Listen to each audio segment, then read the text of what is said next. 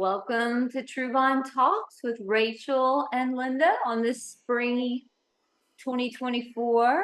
Yeah, Yes, beautiful day. 70 degrees, I think, is the high. Hope we love so. it. Yeah. Thankful for some sunshine. hmm Yeah, and happy Easter to everyone. So we're celebrating that on Sunday. So I just want to say happy Easter to all folks. And we are going to talk about today. What are we talking about, Rachel?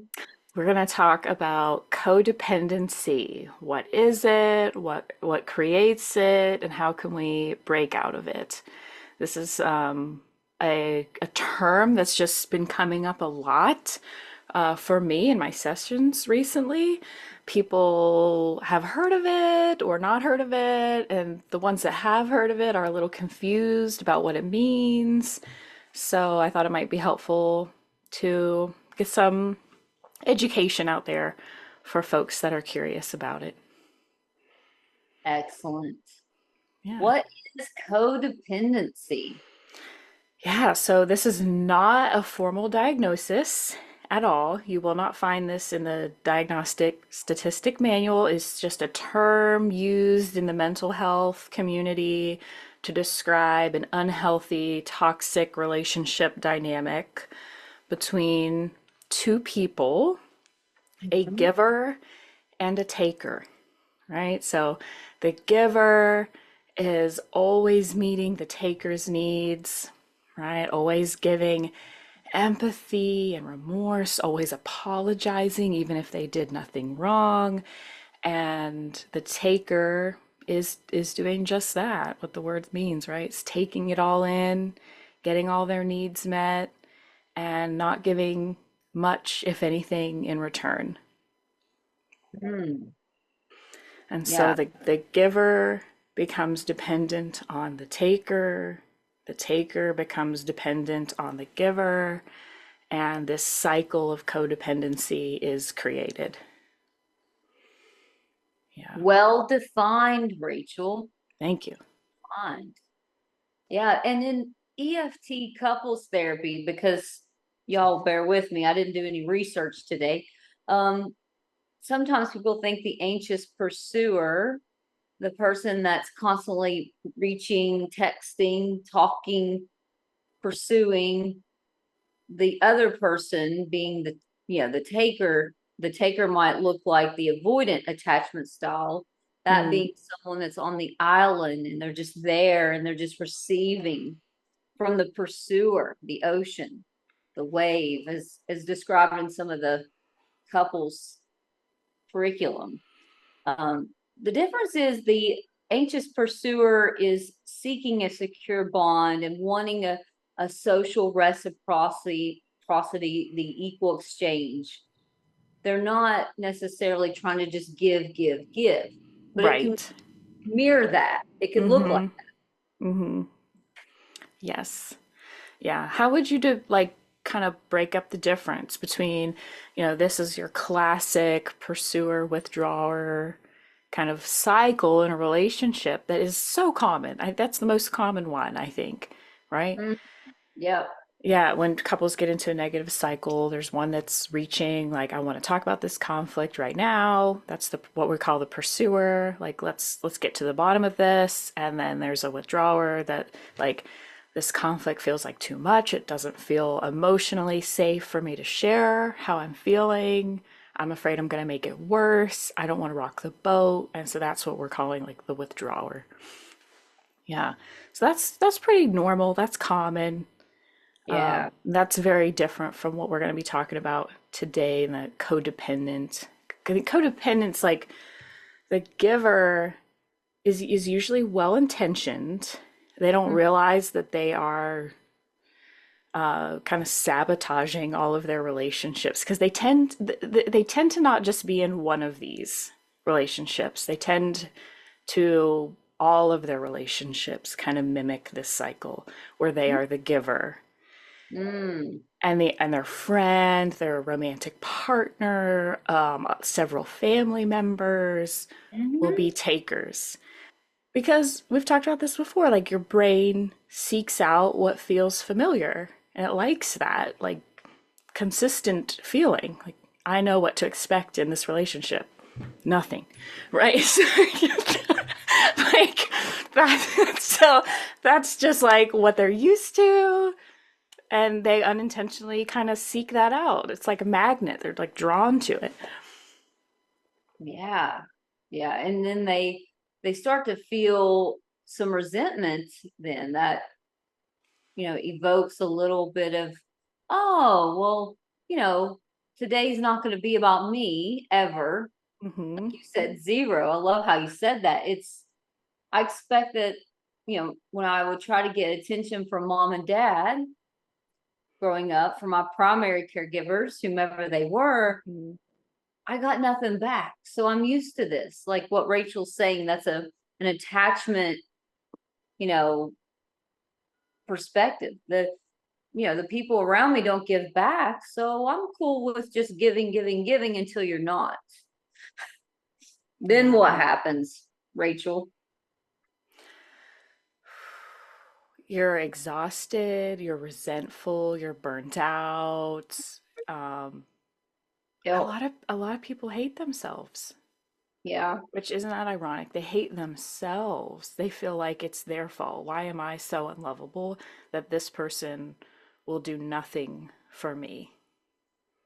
How is it that I got in a situation where I'm not only, completely independent and have to do everything myself, but I also have to take care of everybody else? Mm-hmm. That's a hard place to be. Mm-hmm. Because then you're looking at this other person, you're like, now, when is it going to be about me? When am I going to get some of my needs met? When are they going to tousle my hair for me? When are they going to, you know, pick Yeah. me up a little coffee today? You're just going to start Yeah. resenting. Or even just The, notice that they've done something hurtful and apologize, right? oh, there you go. Because if you're the giver, you're probably never receiving an apology, a thank you, a pat on the back for all of what you've given. Mm-hmm. Yeah. And the codependent relationship, it kind of like is a symbiotic, so if Enmeshment. Yeah. enmeshment, good word. And for our listeners, an enmeshment is, I don't know, and I'm holding my arms like this because I don't know where I begin and where you begin, or where you end and where I end. So if you feel sad today, I feel sad today. If you feel Hmm. mad today, I feel mad today. You like to go ski. Well, I like to go ski. So there's no separation, They is lose how their self I, in the relationship. yes, there's no sense of self. Hmm. It's just we're one Hmm. continuum. And Yes. what is the issue with that type of enmeshed relationship? It becomes like an addiction, and Yeah, it's so hard to get out of. Right? yeah. If everything I know about myself is tied up in this relationship, then how could I possibly leave? Who am I outside of this dynamic? Mm-hmm. Yeah. And this isn't a secure attachment. Let's No. differentiate between a secure attachment is two individuals with their own personality, likes, dislikes, cares, separate from the other person's feelings, Right. likes, and dislikes, coming together to form a bond and respecting the differences. Yes. Enmeshed is, I don't know who I am without you, Right. Rachel. There are I no boundaries, none, zero. zero. At least not for the giver. Right? The giver Mm-hmm. has to learn to respect the taker's boundaries. The giver is not allowed to have any boundaries, or so they are in reality, right? But in that enmeshed, it feels very much to the giver like they're not allowed to Yeah, have boundaries. well stated. No, no boundaries. And what happens when you're in this, kind of like in a You ever seen those balls that people get into and they can roll around and they can punch each other, but they're like in a ball? What are those things? Oh, yeah, they're like kind of like they're both like each person's in a hamster ball and they can Yeah, like kind of what is it, bumper car? like they're bumper car because they're all blown up But like it's a they're in bubble. Yeah. the I don't know what bubble. they're called. Someone tell us when you get a chance. Put it in the comments on our Yeah. page. But those are fun. I've seen those. Yeah. I want to do that with Charlie. Like bump him, for fun. Yeah. But we're just playing Watch out, Charlie. down the hill. You know, Yes, yes. I'm imagining that someone that's in a codependent relationship is that they're both in the bubble Together. together. So every move the one makes, the other one makes. Mm-hmm. There's no separation. Mm-hmm. There's no individual choice. Yeah. They're just doing whatever the taker wants. Right? The other's Right? like following. Yeah. Yeah. Trying not to rock the boat. Yeah. Mhm. So I guess what we're saying is this is a trauma response because Yes. you don't want it to create conflict. Hmm. You're longing to feel like you are good enough, worthy, lovable, and you've Hmm. learned to do that by making other people happy and making sure all of their needs are met. Hmm. And if someone becomes upset, angry at you, if you are the giver, you feel like it's all your fault. You're a terrible, horrible person and you've messed everything up and you always do and you always will. And it is your life goal to try to make everyone else happy. And then we have a term for that called learned helplessness. Mm, No matter what I do, I can't get it right for this person. They're not happy with me. So, in, if you're in that symbiotic codependent relationship, you will start feeling hopeless in that nothing is ever going to make this person content with me, or right.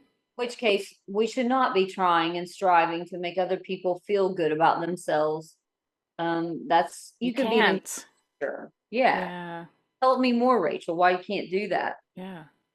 Well, I think we've touched on it in previous podcasts before. It's like if someone sees themselves in a negative light, Hmm. nobody else is going to convince them that they're lovable, good enough, attractive, worthy, no matter what you do or say. You are not going to change their inner core belief about themselves. That is work that they have to do. So Yeah, glad you said that. The inner core belief. So if I say to you, Rachel, your hair is so beautiful and full and lovely. Well, and you disagree with that. You say, no, it's not. I don't have a good hair day today. It wouldn't matter how much I tell you that, would it? right. Absolutely Because not. your view of self in the mirror doesn't reflect what you believe. Right. So, at our best, encouraging someone is not going to look like that. You're not going to believe anything you don't believe about yourself. Right. So, so being in that codependent bond is problematic with that because there's no individual self, your God Right. given self. Right.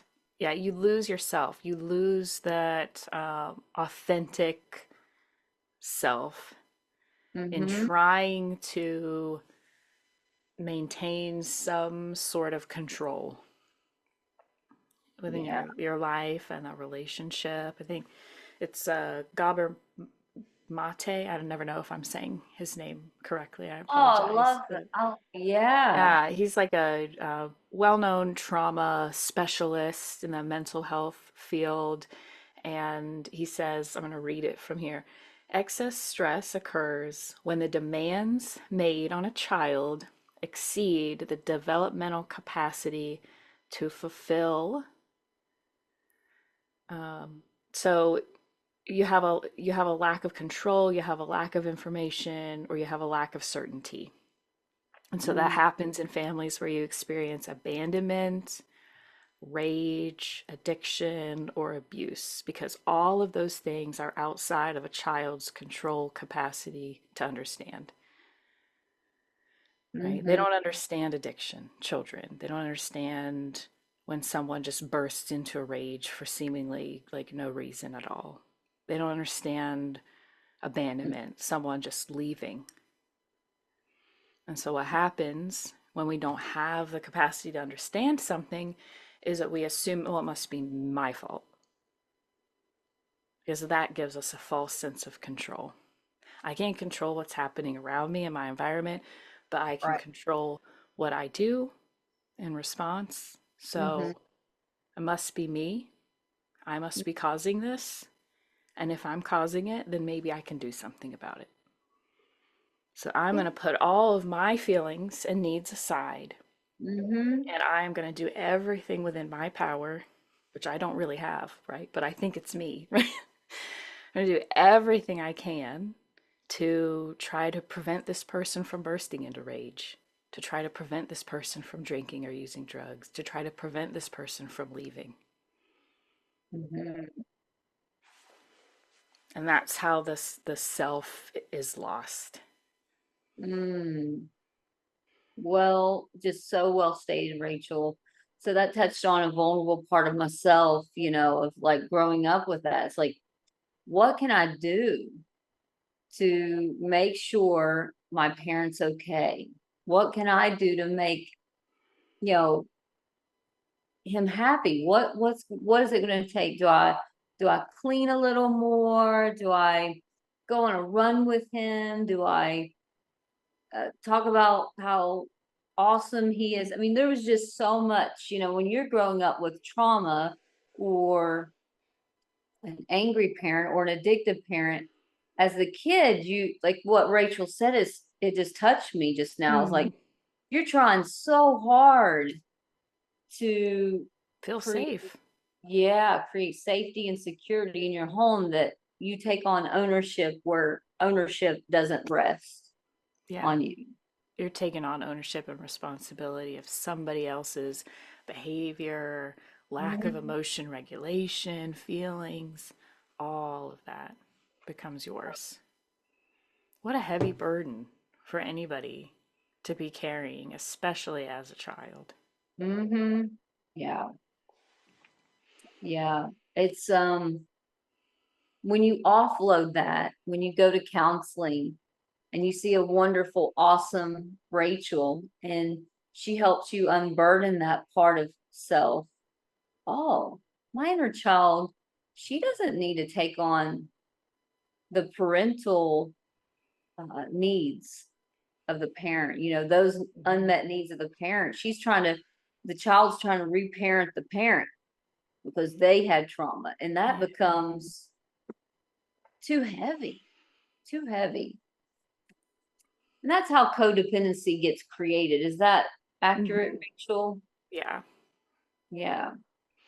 Hmm. How can folks recognize that when we're doing therapy with them? How can they recognize that they are taking on they're being the giver? How do we get them to recognize they're in a codependent enmeshed bond? Yeah, I think recognizing it, you're going to notice. I think what people kind of share with me is like, um, why do I feel like a doormat? Why do I feel like I'm constantly giving every ounce of my being to someone else? Hmm. And I feel like it's not appreciated. I feel like they could honestly care less, but Hmm. I can't leave. I feel like I owe something to them, or I feel like they need me, and it would be so selfish to walk away. Like Hmm. I would be abandoning them. Remember, Rachel, I like when they say that, it's like, remember, you were trained as a kid to be this way. So let's untrain your inner child and unburden her, because she's not responsible for her parent, Yeah. Yeah. Or her partner or her best friend. Right? her siblings. Like, you're Yeah, not anybody else. responsible. And they come to you every week and it's like, well, I'm feeling used again, or it's the same. They're feeling, overwhelmed. And it's like, well, what would you like to do about this overwhelm? Mm-hmm. Because as therapists, we're collaborating with those inner parts of the self, of what's getting in the way of, you know, unburdening themselves from the Mm-hmm. responsibilities of Yeah. other people. Mm-hmm. Mm-hmm. Yeah. Hmm. And a lot of times people will try to talk about what they're experiencing, with friends or family. And they're like, oh, the responses they might get are like, oh, but that's your mom, or oh, but marriage is hard. And it's like the people that you're sharing with clearly don't understand the gravity of the situation which you are in, you know? Hmm. This is why when people are like, I can't believe they broke up or they're divorced, or like, were you a fly on the wall? Like they taught us in our trainings in EFT. Did you see every little microaggression, every little dismissiveness, or, you don't see Yeah. everything. We can't see everything. No. So just hold that thought or that judgment, or that, oh, just deal with that. You just have to suck it up, buttercup. No, nobody knows your experience. Mm-mm. So, yeah. Yeah. So cool. Codependency. How do we recognize it in ourselves and with others? And how do we start breaking away from being enmeshed with someone? We set boundaries and we learn how to tell people no, which is extremely hard for a giver in a codependent relationship because this is something that you have taught yourself not to do Right. for years. This is something that feels so dangerous. It feels like if I tell this person no, if I don't answer their every beck and call, then I'm Mm-hmm. going to be alone forever. And that will prove that I'm unlovable. I mean, like it's a terrifying thing to ask someone to do. Mm-hmm. Yeah, it's very scary to have that fear of being alone, or, for the rest of your life. And it's also scary to not set a boundary, because your resentment and anger for this person you're enmeshed with will cause you to die young from Oh, yeah. exhaustion. Health problems. Yeah. Mhm. Hmm. What is it they call it? Dr. Mater may be saying that they're stored or poke, and the body keeps score. You store this stuff in your body, and you'll store resentment, and it'll manifest in other ways, in sicknesses. Yeah. Well, it's extremely unhealthy levels of, those stress hormones, cortisol, adrenaline. I Mhm. don't know the rest of them, but all of that, yeah. Our body is not made or meant to experience such high levels of stress every single day, all day long. We're meant to experience little bursts, Correct. here and there. That's kind of the healthy norm, right? If it's all day, every day, like exactly what you're saying, Linda, like that's creating internal physical issues, GI issues. Mhm. I think a lot of women end up having issues, their kind of ovaries and those areas of that are very sensitive of our bodies. Yeah. Yeah. So well said. If you don't learn to say no, your body will say no. I saw a meme like that. If you refuse to, set limits for yourself in relationship or in anything, your body will shut down. Yeah. Um, It's amazing the amount of people I work with that have had complex trauma throughout their life that are now experiencing chronic pain.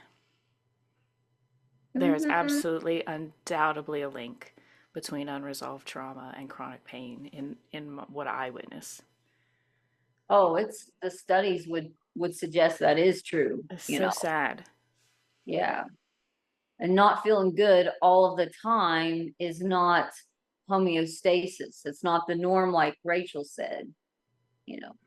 And so the way you would start that is, you start seeing a therapist and you start recognizing some of your own behaviors in relationship.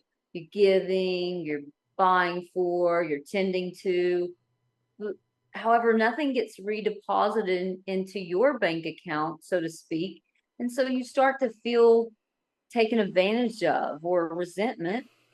And once that starts to happen, you're like, oh, okay. So you tell your therapist, I'm feeling like a doormat, like Rachel said. What can I do? Okay, the next time, Rachel, that you feel mm, someone asks you a big ask. They say, hey, can you come over, wash my car, clean my house, and watch my dog this weekend for $0 for nothing in return? They wouldn't Not say that. even a thank you, but yeah, you Not know even they're not going to thank you. Yeah. come over and do all these things for me. Oh, I want to be a good person. I want to be a good Christian. So I want to go over there and do that.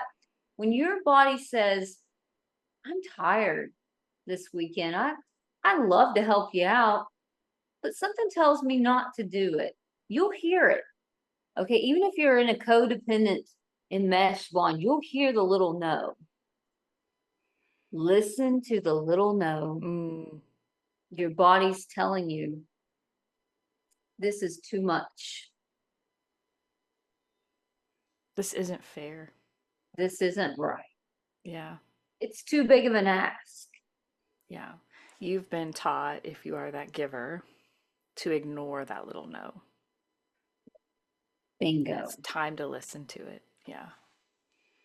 And then it'll get easier. And when I start working with folks, like the little no starts becoming a bigger no to lots of things. And then you find yourself feeling a little alone at first because you're used to pursuing and giving and being around people. Then you start to say, what do I really like to do? What does my inner child enjoy? Then self starts to emerge, kind of like a flower starts to emerge in the springtime. Yeah. So we start by setting boundaries, Mm-hmm. right? And then we slowly begin to develop a sense of self. Who am Mm-hmm. I outside of this relationship? What do I like to do? Right? Then we start kind of picking apart what is it that's so scary about being alone? What does being alone mean to you? It means I'm unlovable and nobody wants me. Okay, we're gonna create a new definition for that because that's not true, right? Mm-hmm. Being alone doesn't mean that you're not wanted. Right. You can choose to be alone, and you're allowed to do that because Yeah. maybe you can treat yourself better than this person is treating you. Guess what song popped in my head, Rachel? What? You and I are on the same page. Let's see if you. Flowers by Miley Cyrus. Yeah. Yes. She figured it out. Yes. Flowers. I can buy myself flowers. Write I my can name in the dance by sand. myself. That's Oh yeah, I right. don't got the right lyrics for that. I'm a singer, It's okay. dancer. Yes. So yeah, so she can buy herself flowers and she can dance by herself. And that's where you want to get to in life is I I can do this. We're not talking about self independent, do it alone, not No. interdependence. We want interdependence, not that. We're talking about I don't need you to feel good about me.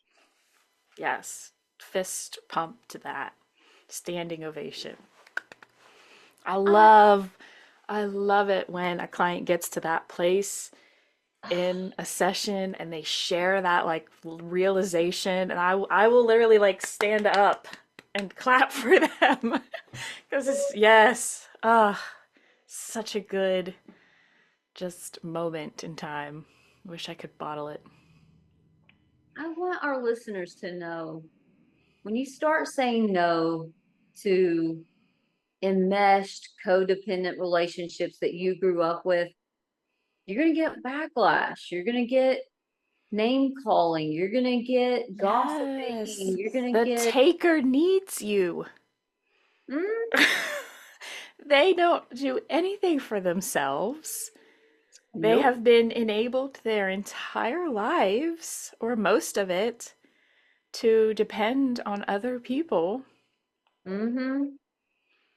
So, yeah, they're gonna pitch a fit, Mm, lose their mind. yeah. Yeah.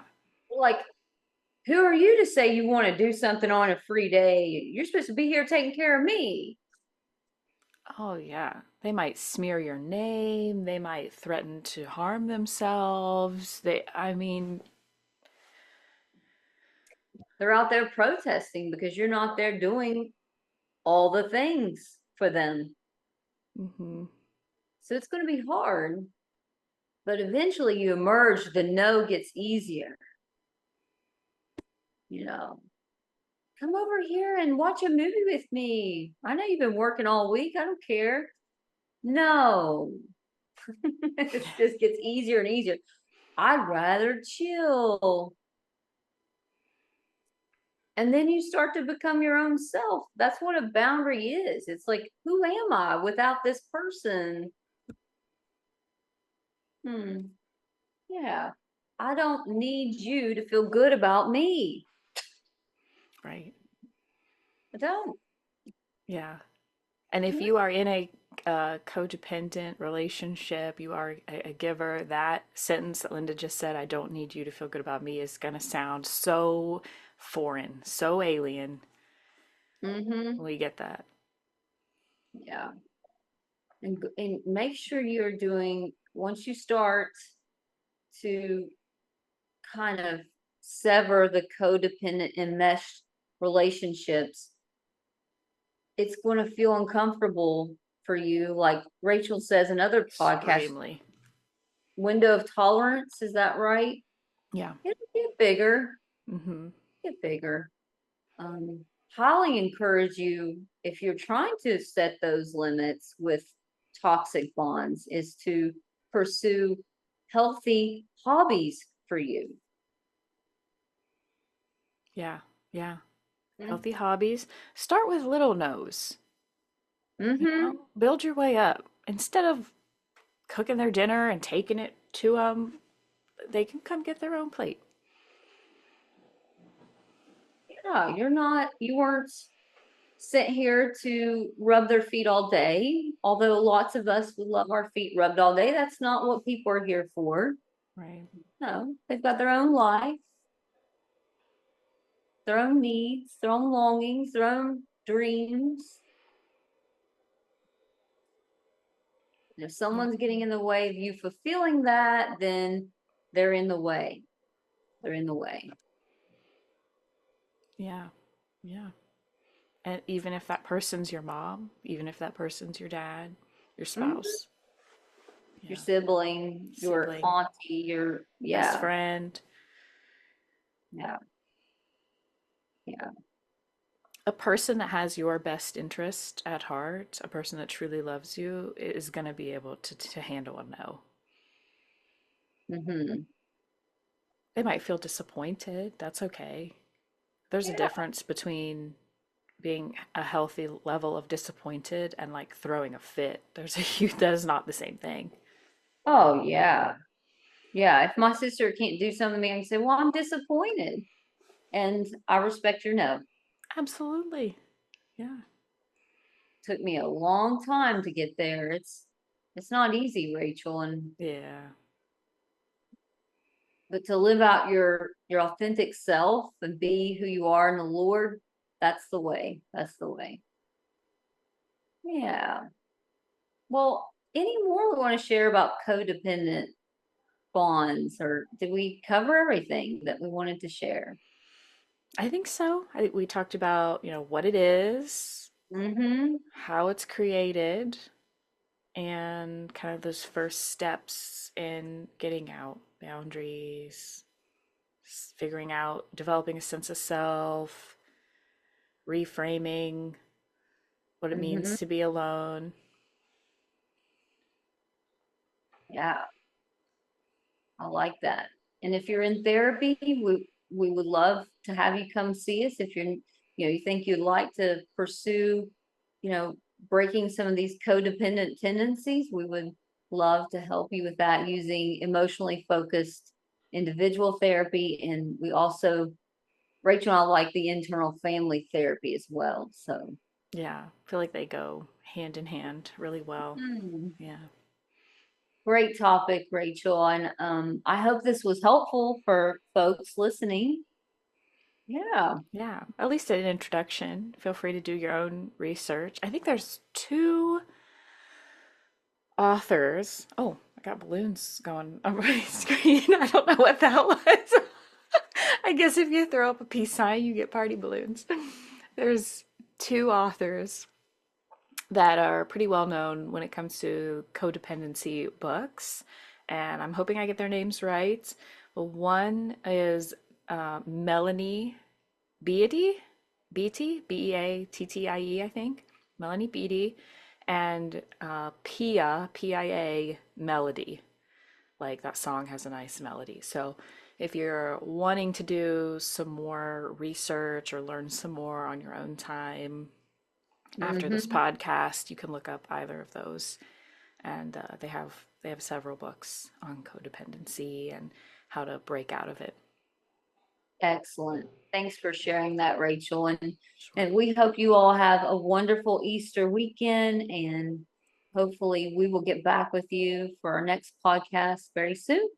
Yeah, till next time. Bye.